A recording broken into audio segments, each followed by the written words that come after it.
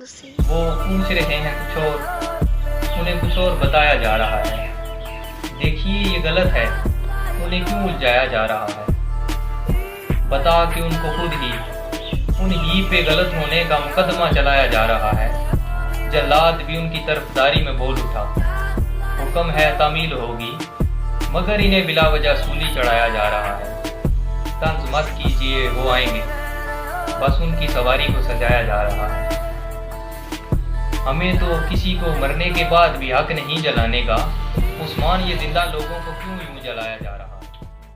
जी शरियार आपने लिखा है कि एहसास है जरा तुसां दी नजर करना है भरानी कि कुछ गरजते हैं बस बरसाती नहीं होते, सभी आंसू तो जज्बाती नहीं होते।